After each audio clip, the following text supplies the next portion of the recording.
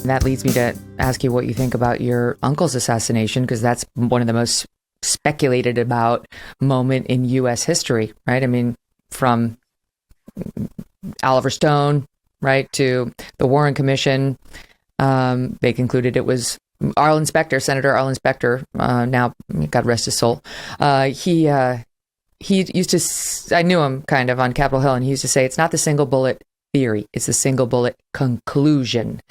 That's what happened. Single bullet.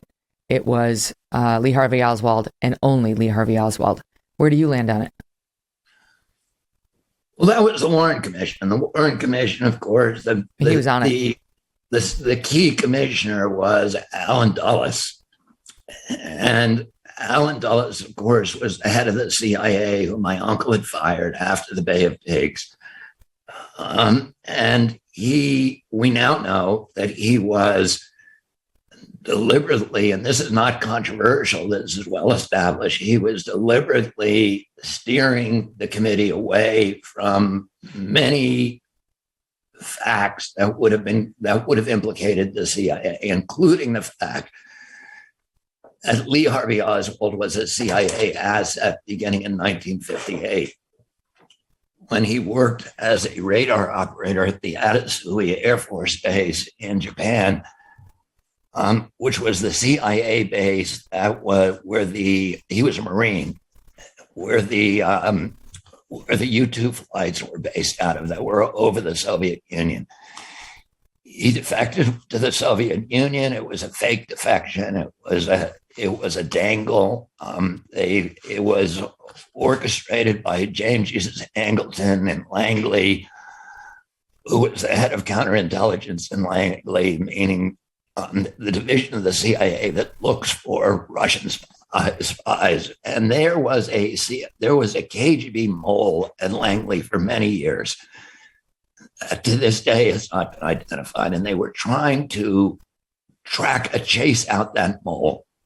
And they thought that when Lee Harvey Oswald defected, Angleton believed that the KGB would wonder who he was and would ask the mole to check his file. And they had a trigger system on his file in Langley that would identify anybody who touched it. But they weren't able to do it. And Oswald came back without any punishment, without even being debriefed by the State Department. He had made a very, very high profile defection to Russia. He married a daughter of a KGB colonel, and then just walked into the State Department and said, I want to go home. They bought his ticket. They gave him $600.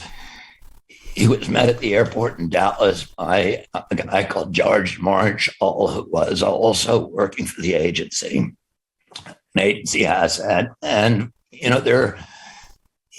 you talk about the Warren Commission findings, but the United States Congress assassination committees investigated, and the Senate did a new investigation 5 years after the Warren Commission, and they came to the opposite conclusion, that it was indeed a conspiracy. They didn't know whether the conspirators who actually murdered my uncle were mafia or whether the CIA. There was a split within the committee. The Warren Commission was working on very little knowledge that was heavily orchestrated, and the subsequent investigations. And now we have millions of documents that, that suggest a strong involvement by the agency.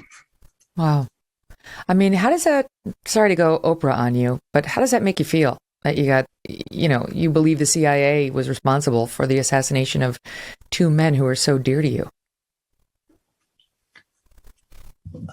When you ask me, how does it make it feel? How does it make me feel? It's hard for me to separate my feelings from the kind of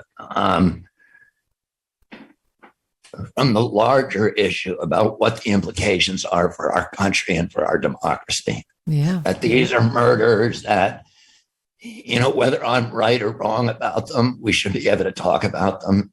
We should be able to reason. We shouldn't be, again, shut down and censored. But people ought to be able to have a congenial conversation about these. And if the original verdicts do not make any sense, then let's have an investigation in what happened, because our country took a turn when my uncle was killed. You know, when I was a boy, when I was on my 6th birthday or 7th birthday, Dwight Eisenhower, January 17, 1961, made what I would consider the most important speech in American history, where he warned our country against the rise of the military-industrial complex and the subversion of democracy through this ascendancy of this corrupt cartel of intelligence agencies, the military contractors, and other people who were attached to the military-industrial complex.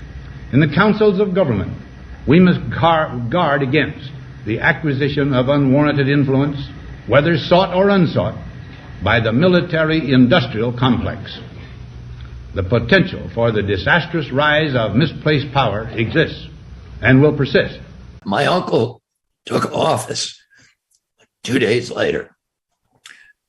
It was a farewell speech for Eisenhower. And he said, this is the most important issue, the enemy within. It's, not the people from outside our country, but people within. And he talked also about the health agencies and the health cartel, but very, very explicitly and presciently.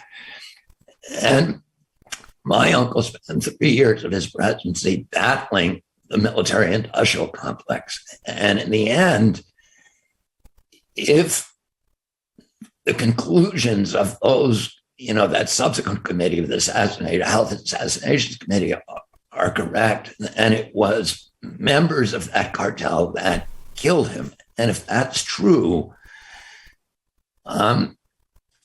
we should be trying to resolve that still, because at that point, so what happened when he died? He had, 2 months before he had died, he had signed national security order ordering all of our troops out of Vietnam, ending the Vietnam War. The first 1,000 troops, there were 11,000 troops, and the first 1,000 would be out by December. The remainders would all be out within 12 months, at the end of 1965. By the beginning of 1965.